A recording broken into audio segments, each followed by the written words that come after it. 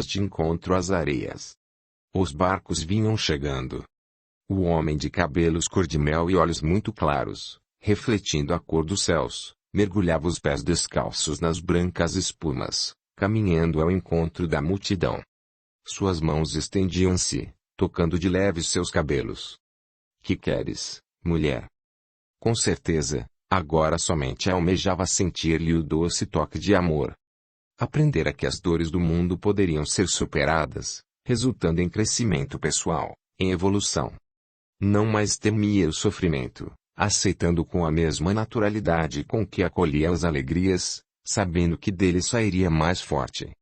Agora confiava em Deus, Pai amoroso que sempre facultava o melhor a seus filhos.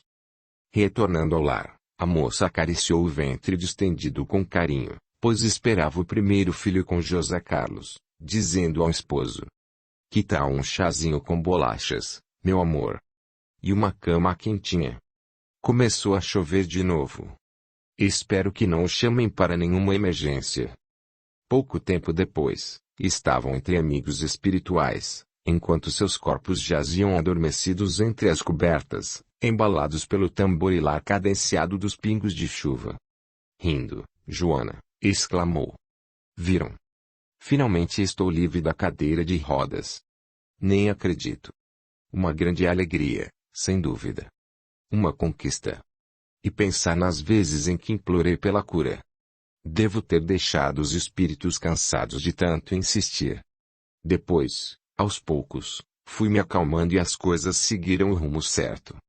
Joana, as casas espíritas recebem levas de pessoas em busca de auxílio, ansiosas pela cura de seus corpos físicos.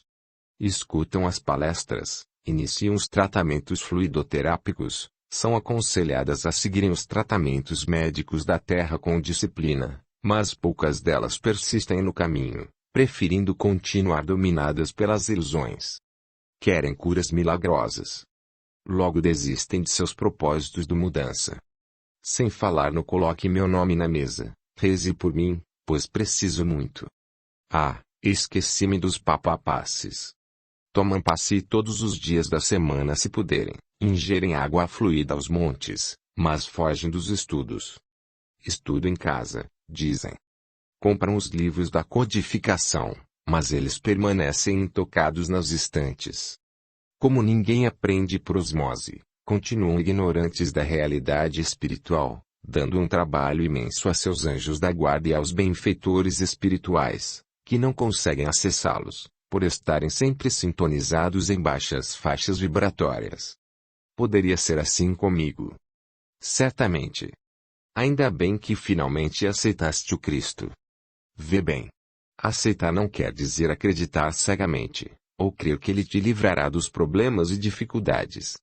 Significa tomar sobre os ombros seu jugo leve, estudar sua doutrina de amor, conhecer-se e estar aberto à necessidade de efetuar as mudanças imprescindíveis, de maneira persistente, contínua. E se tivesse falhado mais uma vez? Começarias tudo de novo. Sem o José Carlos, acho que não teria conseguido. Terias sim, desde que o quisesses realmente. Com o amparo dele foi mais fácil, sem dúvida. Ele é alguém de meu passado? Diante do riso geral, ela insistiu, ignorando o brincalhão comentário de que as mulheres sempre acham estar às voltas com um grande amor do passado. Por que estão rindo? Tem lógica. Ah! Queria tanto saber. Depoimento. A maior parte dos sofrimentos humanos minimizaria muito se as pessoas aceitassem o leve jugo do Mestre, pois seus ensinamentos representam a garantia de estarmos a salvo da insegurança que aflige o homem odiano, precipitando-o em processos de insustentável medo, em ansiedades e conflitos determinantes de lastimáveis fugas da realidade. Extremamente materialista, egocêntrica, desconhecedora das realidades espirituais, a criatura, ao se ver impotente em tudo controlar, inconformada com sua incompetência em gerir seu destino e o dos outros ao sabor de seus desejos, resvala pelo abismo das doenças psicossomáticos, de difícil cura quando distanciadas do conceito do homem como um ser integral. Com Joana ocorreu algo semelhante. Na encarnação em que o Mestre a curou de seus males físicos, Então na pessoa de Flávia, num primeiro instante, em contacto com as vibrações puríssimas do Rabi da Galileia, teve a consciência despertada para as incipientes luzes da realidade espiritual do ser, desejando uma existência diversa daquela que enfrentava. No entanto, a vontade foi insuficiente e os nobres propósitos diluíram-se na acomodação deletéria dos dias e noites distanciados de enobrecedores propósitos. Reencarnações sucederam-se e ela foi pouco a pouco evoluindo, ainda que lenta e forçosamente. Em tempos atuais, renascendo como Joana, apresentava relevantes indicativos de qualidades, das quais podemos relacionar a responsabilidade financeira em manter a mãe doente e o filho recém-nascido, o respeito à vida, que a impediu de optar pelo aborto, a perseverança em ganhar honestamente a subsistência, ainda que muito bela e desejável, como outrora Flávia o fora. Uma pergunta, no entanto, deve estar incomodando a muitos. Como, tendo sido tocada e abençoada com a cura pelo próprio Mestre, pudera, durante mais de 2000 anos, não conhecê-lo, vivendo afastada de sua doutrina e até de uma religião qualquer? Tal indagação nos conduz a uma outra. Quantos de nós estivemos entre os que procuraram o Mestre quando ele esteve fisicamente na Terra? Muitos, certamente. Todavia, até hoje, todos enfrentamos imensas dificuldades em empreender mudanças em nossos sentimentos, sinalizando a ocorrência de sucessivas reencarnações, séculos e séculos de idas e vindas no envoltório carnal. Jesus conhecia a realidade do ser.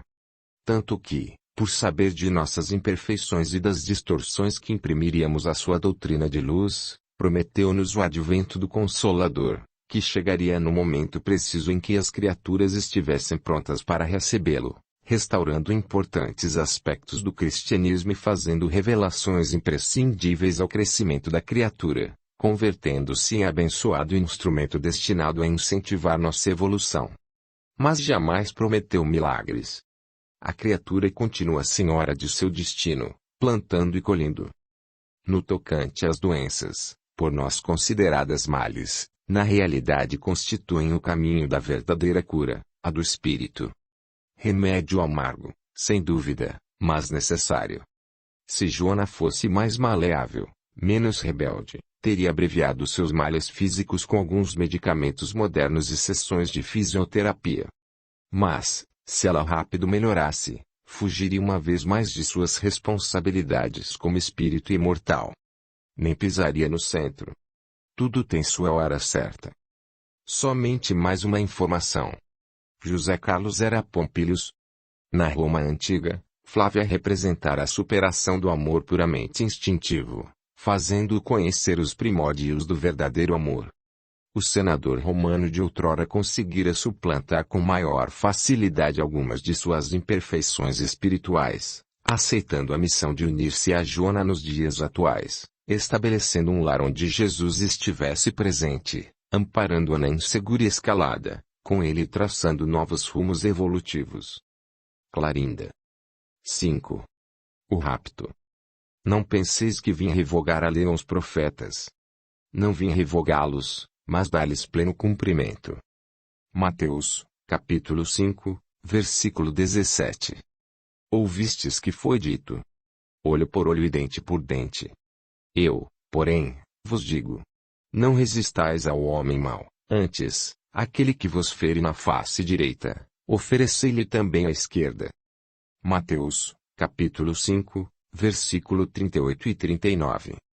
Eu, porém, vos digo: amai os vossos inimigos e orai pelos que vos perseguem. Mateus, capítulo 5, versículo 44. A moral que Moisés ensinou era apropriada ao estado de adiantamento em que se encontravam os povos que ela se propunha regenerar, e esses povos, semi-selvagens quanto ao aperfeiçoamento da alma, não teriam compreendido que se pudesse adorar a Deus de outro modo que não por meio de holocaustos, nem que se pudesse perdoar a um inimigo. Jesus não veio destruir a lei, isto é, a lei de Deus, veio cumpri-la, isto é, desenvolvê-la, dar-lhe o verdadeiro sentido e adaptá-la ao grau de adiantamento dos homens. Quanto às leis de Moisés, propriamente ditas, ele, ao contrário, Modificou-as profundamente, quer na substância, quer na forma. Combatendo constantemente o abuso das práticas exteriores e as falsas interpretações, por mais radical reforma não poderia fazê-las passar, do que as reduzindo a esta única prescrição. Amar a Deus acima de todas as coisas e ao próximo como a si mesmo, eu acrescentando. Aí estão a lei toda e os profetas. O Evangelho segundo o Espiritismo, capítulo 1.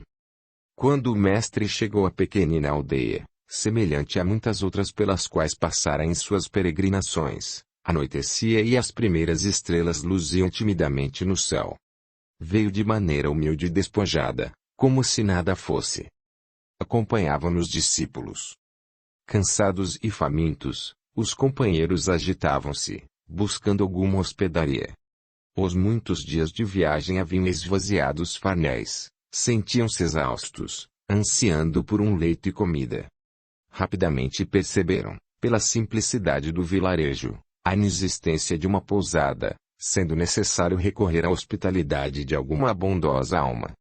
Durante todo o tempo, o mestre silenciara, deixando, sem nada opinar, que se organizassem. Humilde casinha, no fim da rua principal de quase única, clareada pelo luar que se derramava sobre o cenário imerso em silêncio, pareceu-lhe simpática e acessível às suas reivindicações. A mulher recebeu-os sem surpresa, considerando normal atender aos viajores de passagem por ali. Ouvindo a súplica um tanto dramática de Pedro, o discípulo estava com os pés em brasa, a barriga doía-lhe de pura fome, o peso dos anos clamava por urgente repouso. Solicitou que entrassem, oferecendo-lhes o lar simples e acolhedor. Tratou de assentá-los à mesa, sobre a qual rapidamente dispôs pão, frutas, leite e mel. Jesus chamou-a para que se acomodasse com eles, participando da prece de graças e da refeição. Enquanto ceavam, os olhares dos hóspedes percorriam a sala, registrando detalhes. Móveis rústicos, dispostos com esmero e escrupulosamente limpos, flores em vasos improvisados, no chão, acolhedor tapete, com certeza entretecido pelas mãos da anfitriã, grosseiro e alvo pano, primorosamente bordado, as flores em seda contrastando com a rusticidade do tecido, cobria a mesa areada com capricho. Curiosos, estranhando vê-la só, os companheiros do mestre indagaram sobre o dia a dia da senhora e ela evasivamente respondeu, dizendo sozinha morar há muitos anos, sobrevivendo do trabalho doméstico em casas mais abastadas ou de serviços na lavoura, a troco de alimentos e roupas na maioria das vezes. Bastavam-lhe para subsistir, acrescentou a mulher, sem nenhuma conotação de desagrado. Os discípulos, constrangidos em pernoitar na casa de uma mulher solitária, temendo que os moradores da vila incomodassem com comentários, terminada a refeição, dispuseram-se a partir, mas ela impediu-os de enfrentar o relento da noite, distribuindo cobertas, ajeitando improvisados leitos sobre o chão limpíssimo, dizendo-se honrada em hospedá-los. Sensibilizados com a generosa e sincera oferta, acomodaram-se todos, adormecendo imediatamente, cansados que estavam. Audiolivro realizado pelo canal Surya Chand Audiobook. Amanhã encontrou-a providenciando frugal desejum, muito semelhante à ceia da noite anterior. O mestre, silencioso e calmo, acompanhava-lhe os movimentos, observando-a. Não poderia ser considerada jovem, mas certamente ainda era uma bela mulher, de traços marcantes e bonitos, de olhos grandes e negros, cismadores e tristes. Os cabelos escuros estavam presos, atados em grossa trança que lhe tocava à cintura. As vestes amplas e simples não disfarçavam a perfeição do corpo esguio e bem proporcionado. As mãos finas, maltratadas pelos ásperos labores, preservavam nobre leveza de gestos. Dele emanava intrigante dignidade, a semelhança de rara porcelana em modesto e obscuro local. Sentindo o olhar de Jesus, manteve o seu baixo, apressando-se em terminar a tarefa, embora intimamente não se sentisse insultada com a atitude daquele homem. Sempre discreta, retirou-se para o quintal da casinha, assentando-se em grande pedra à beira de profunda ribanceira, deixando os olhos vagarem pela amplidão verde à sua frente e quedarem pensativos no horizonte. Os passos silenciosos de Jesus não a perturbaram. Ele tomou lugar na mesma pedra, ao lado dela. Os olhos dos dois encontraram-se e os do mestre refletiam terna compreensão. Sentiu-se desarmada, mas segura ao lado do viajante. Percebeu o nimbado de luz, como se o esplendor do sol nascente nele estivesse concentrado. Sem saber explicar a razão, o passado voltou com incomum força, perturbador e cruel, a dor constrangendo-lhe o peito, oprimindo a respiração. Mergulhada na claridade dos olhos de Jesus, reviu-se jovem e linda, quase menina, na casa do Pai, confortável e rica a vivenda, onde nascera e residira até o fatídico dia, entre mimos e luxos de única filha de abastado comerciante da Palestina. Fora mais de 20 anos. Distantes dias de infância e juventude. Suas palavras sempre haviam sido ordens, acatadas com presteza e temor pelos servos, sob risco de severos castigos corporais. Airo insolente e atrevido que se arriscasse a questioná-la. A pequenina mão, tirana e inconsequente, apontava e exigia deste muito cedo, fazendo girar a rotina da imensa casa em torno de seu voluntariado querer. Noemi crescera em beleza e prepotência, acostumada a tudo conquistar pela graça e pela força.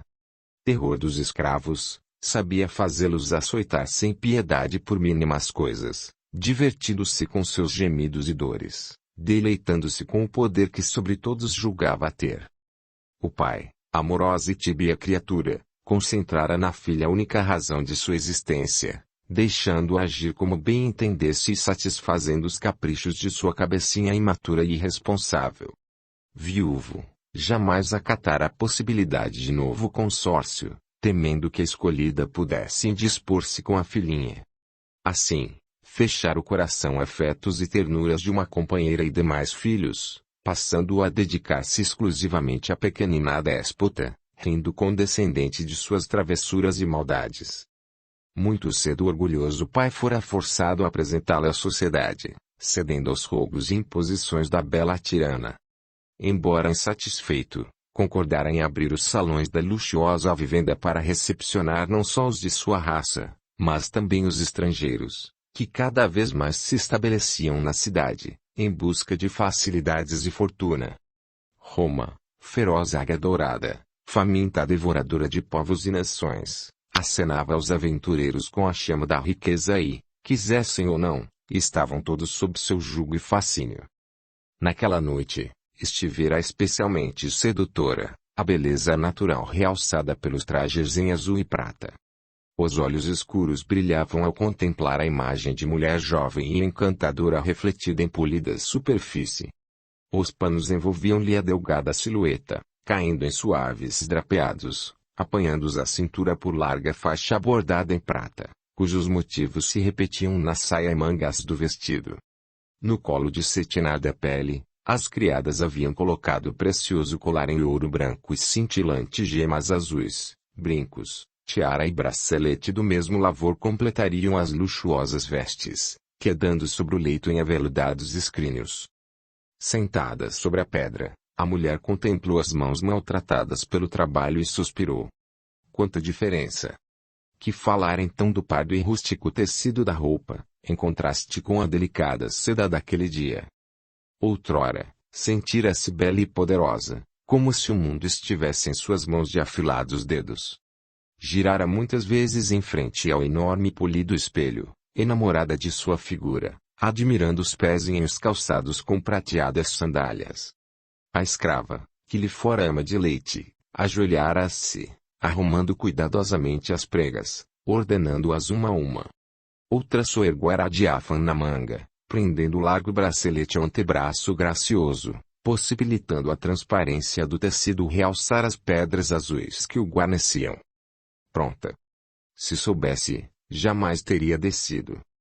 Adentrara a sala de recepções pelo braço do orgulhoso pai, sob murmúrios de admiração. Sentira-se acima de tudo e de todos, senhora de seu destino, inquestionavelmente esplendoroso, cercado de riqueza e felicidade. Beleza, posses, esmerada educação, Que mais seria necessário? Erguera bem alto a encantadora cabeça, olhos brilhantes. Conhecerá-o na festa, aquele que mudaria os rumos de sua existência, escrevendo-lhe o destino com alinhos de fogo e sangue. Seguramente, o homem mais bonito que já vira. Alto e forte, cabelos negros, também negros olhos, fitando-a arrogante e audacioso, aquilatando-lhe a formosura, avaliando cada centímetro, despindo-a com ardente olhar. Impossível deixar de registrar o luxo e o bom gosto dos trajes do desconhecido, bem como as preciosas joias que o adornavam. Tratava-se de alguém com muitas posses e indiscutível traquejo social, tamanha sua desenvoltura e voluntariosa atitude. Apreensiva, notara o interesse das mulheres, indignando-se com a possibilidade de ser preterida em favor de alguma de suas convidadas. O pai tratara de afastá-la do sedutor, recomendando-lhe cuidado, embora rico e importante. Sua fama de conquistador tornava-o desaconselhável companhia para ingênuas jovenzinhas, submetendo-as ao falatório da cidade e quem sabe a profundas decepções afetivas. Curiosa, refugiara-se em um canto, buscando quem lhe fornecesse instruções sobre o intrigante personagem. Rápida e providencialmente, acercara-se dela roda de afoitas jovens, todas com as atenções centralizadas no fascinante conviva. Os comentários cotavam-no como extremamente rico, proprietário de caravanas que percorriam exóticos lugares, comercializando riquezas incalculáveis. Envolto em sedutora e misteriosa aura, muito se comentava sobre suas inúmeras conquistas amorosas e indevassável vida, da qual somente eram conhecidos rápidos relances. Em uma sociedade na qual o dinheiro representava significativo e até determinante peso, consideravam-no invejável partido. Contudo, até então, conseguira livrar-se das amarras do casamento, graças a seus próprios esforços e ao temor que muitos pais dissimulavam, diplomaticamente desviando de seu caminho as belas e casadouras filhas. Sua origem, sua família? Quem saberia? Aparecera um dia na rica e próspera cidade, instalando-se em amplo palacete, agradando a uns e outros, estabelecendo atraentes e vantajosos relacionamentos comerciais, saindo-se muito bem, sabendo manter o exato ponto de equilíbrio que lhe facultava livre acesso a ambas as fontes de fortuna e poder. Muitos questionavam a procedência da riqueza rapidamente amealhada em tão poucos anos, todavia a julgavam conveniente silenciar, pois também se beneficiavam, direta ou indiretamente, com as lucrativas transações. Além do mais, graças à prodigalidade do desconhecido em favorecer os poderosos, com eles se aliando ao sabor dos interesses, certamente se tornaria perigoso o inimigo. Assim, constituía presença constante na sociedade local conquanto não o estimassem particularmente, alimentando sérias desconfianças a seu respeito. A jovenzinha encantara-se com o misterioso homem.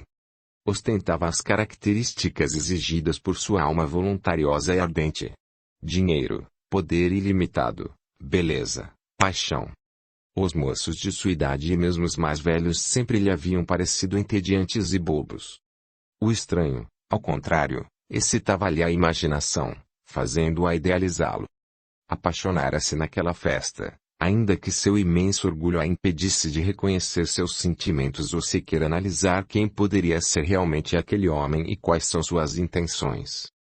Os olhos negros buscavam-na insistentemente. Apesar do desejo de se aproximar, guardara distância, esquivando-se inclusive, respeitando as determinações paternas, decidida a preservar a aparência de recato e modéstia. Feminina intuição dizia-lhe que tal atitude provocaria o amor próprio do orgulhoso personagem, arrojando-o a seus pés, embora não lograsse ignorar ou deixar de temer o interesse de outras jovens e até de senhoras casadas, essas francamente se atirando em cima de seu eleito. Finalmente no quarto, fim da festa, livrara-se das roupas e joias, atirando-as displicentemente ao piso antes que as servas tivessem tempo de despi-la, enxotando-as violentamente. Necessitava ficar só, pensar. Envolta em mácio traje de dormir, deitara-se, entregando-se a devaneios, nos quais o intrigante convidado surgia em situações diversas, sempre preso a seus encantos, rendido por ardente paixão.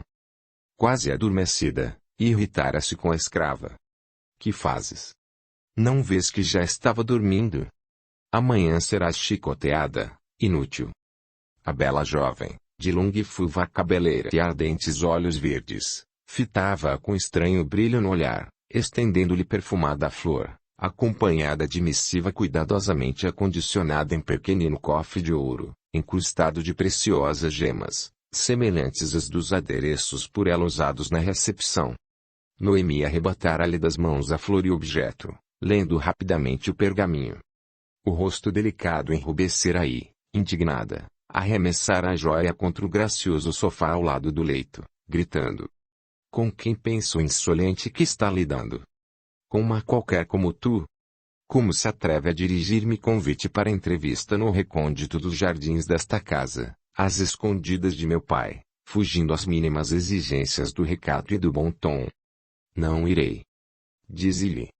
De ti depois cuidarei, por te prestares a serviço de alcoviteira, desrespeitando-me.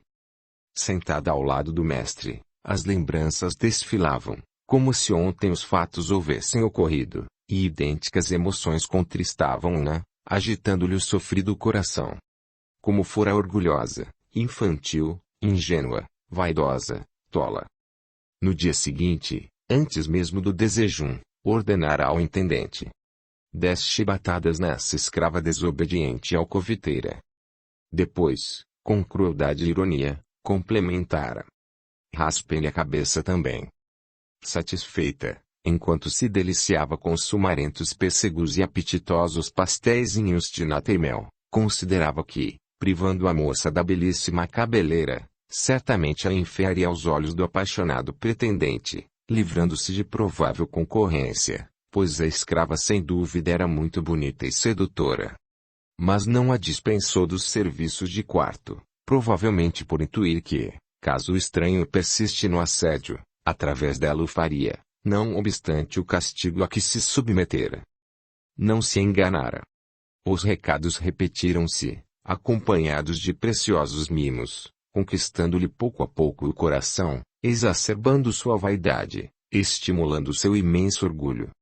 Desculpas plausíveis, engendradas por sua fértil e matura imaginação, passaram a justificar a insólita conjuntura, apresentando-o como imbuído de sinceras e justas intenções, somente aguardando que ela lhe retribuísse o amor para atrever-se a solicitar o consentimento paterno, disposto a vencer quaisquer obstáculos, tornando-a por esposa.